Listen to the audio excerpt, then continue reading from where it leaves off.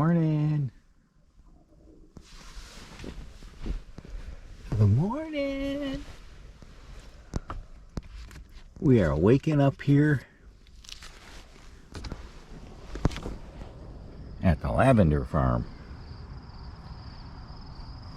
And this is the view of the front hatch.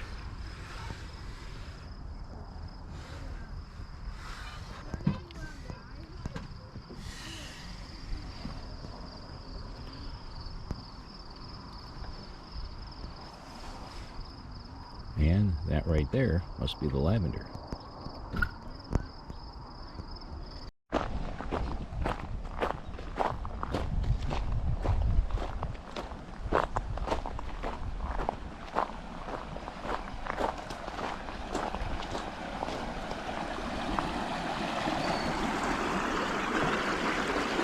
We got a great little irrigation system here.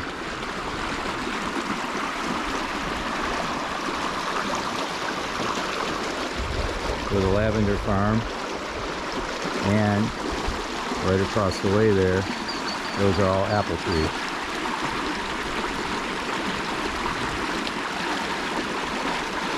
Not sure what variety of apple, but those are definitely apple trees.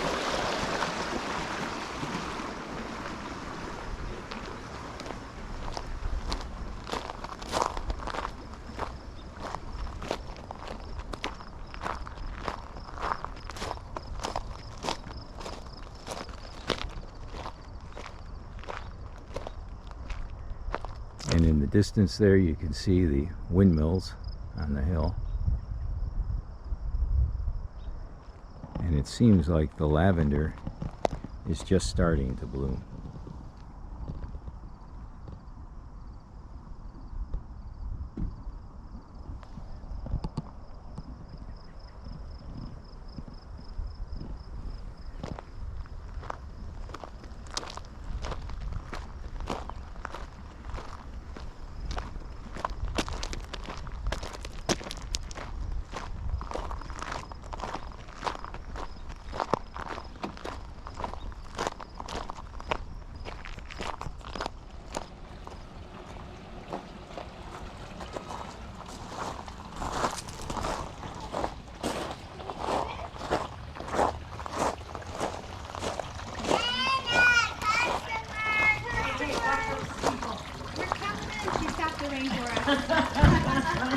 How are you? Good. How are you?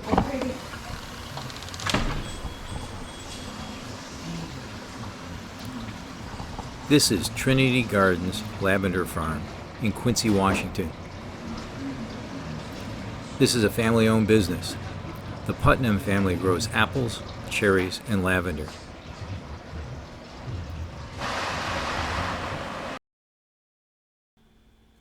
These photos show the step-by-step process they took to plant all of their lavender. They process the lavender into many of their own products that they have in the store.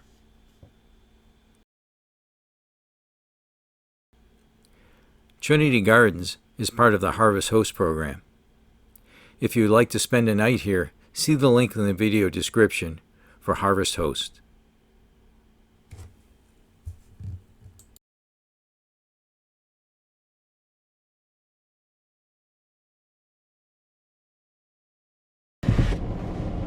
We just left the lavender farm and we saw a sign for Wild Horses Monument.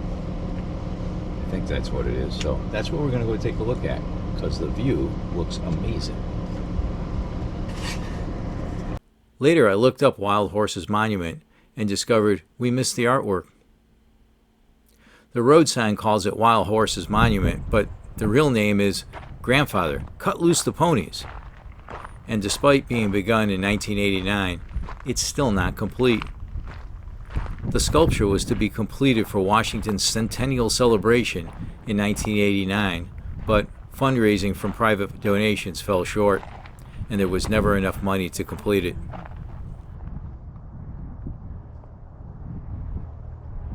I'm glad I stopped. Amazing. You'd never know it from the road. Apparently, there are 15 life-size galloping horses made of steel to be seen at the site. We missed it. It's a beautiful place, and I'm sure it'll be on our path again.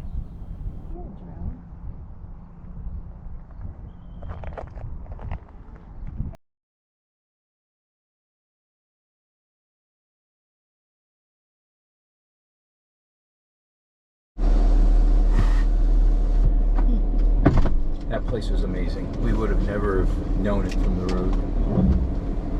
We would have known it. We would have known it after we passed it and we saw all this.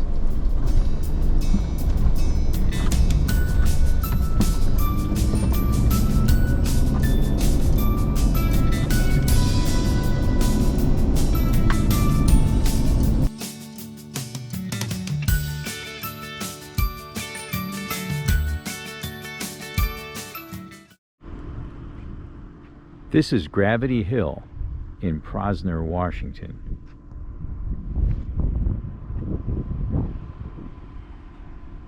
In the middle of kind of nowhere. This hill is famous, and you can see some people have been here before us. Supposedly, if you put your vehicle in neutral, you'll end up going uphill instead of downhill. So we'll give it a try.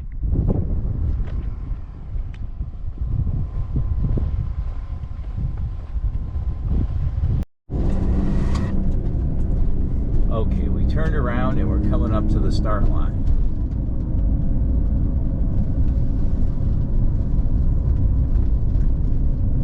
And I saw 2 starts.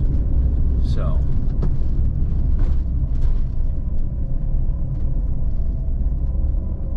this is start number 1, or the first one. So, put the vehicle in neutral.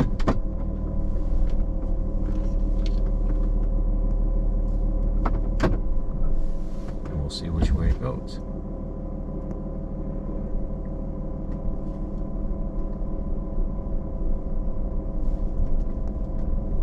I think I'm rolling downhill. Don't you think I'm rolling downhill? But that's a hill up there, going uphill.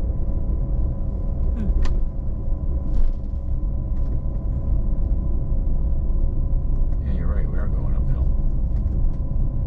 Okay, that's weird. But behind us is a hill. We are going uphill. And we're going like 10 miles an hour, too.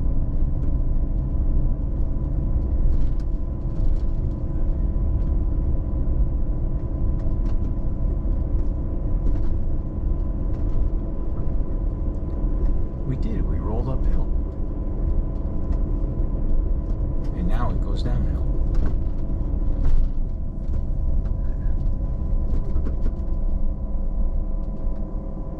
Okay, that's goofy. We're going to do it again. There was another start.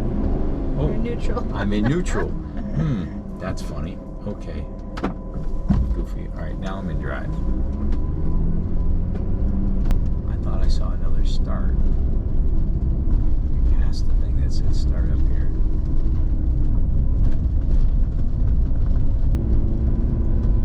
Over here. Yep, somebody put another start right here. So it says start right here. And that is definitely uphill. So put it in neutral. And we should not. Yeah, that's not it. That one doesn't work.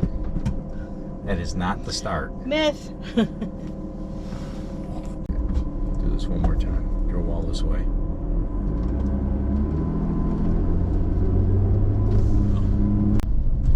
We're at Gravityhill in Posner, Washington. And as you can see by the writing on the road, people have been here before. And you can see that in front of us is a hill. And I just put the vehicle in neutral. And I'm going to let my foot off the brake.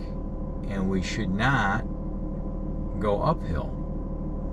but for some strange reason, we will.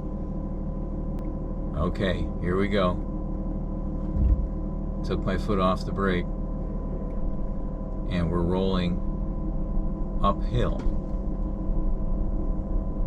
And we're actually increasing speed. And we're doing 5 miles an hour uphill. The vehicle is in neutral. And the law of gravity says this shouldn't work, but it is. And it's pretty cool. So if you're ever in this part of the world, in Washington, give this a try.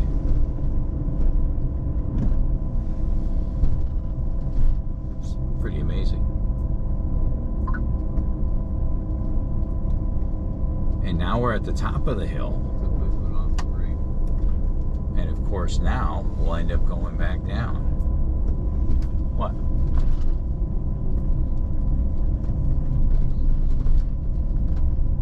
That's weird. 5 miles an hour. And the amazing thing is there's no cars around here. There's nobody around.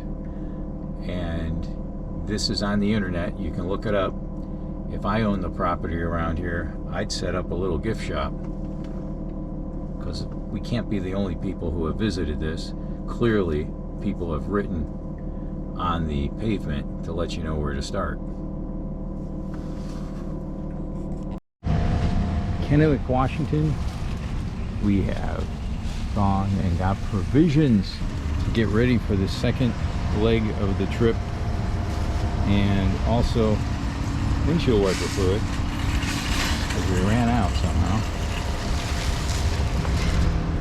And here they charge you for the bags, and right on the bag it tells you it should be reused 125 times. I doubt that, but we'll see. Well, I just found out that the Ram ProMaster has a windshield wiper fluid capacity of 1 gallon, which is really nice because I don't have to carry this around with me.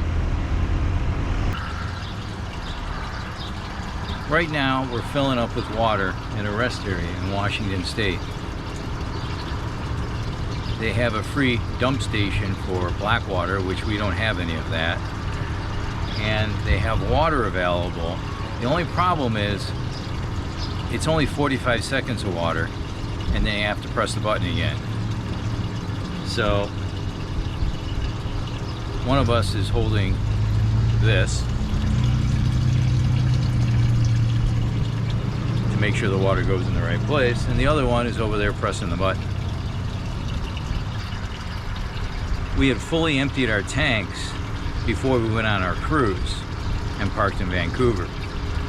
So I just thought it was best to completely empty the tanks before we went across the border in case they wanted to do any kind of inspection or anything.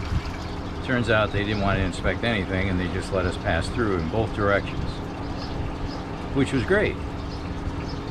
But then, after we left my daughter's place, Seattle, I forgot that I needed to fill up with water. So that's what we're doing now, about 45 seconds at a time. So this is one of the water filled places, and there's even a sign that says it's safe to drink, which is good to know. And then back here there are 2 dump stations available if you had an RV and you had black water that I like to call poopy water. So one of those seems to be open. Thank goodness we don't have to deal with that.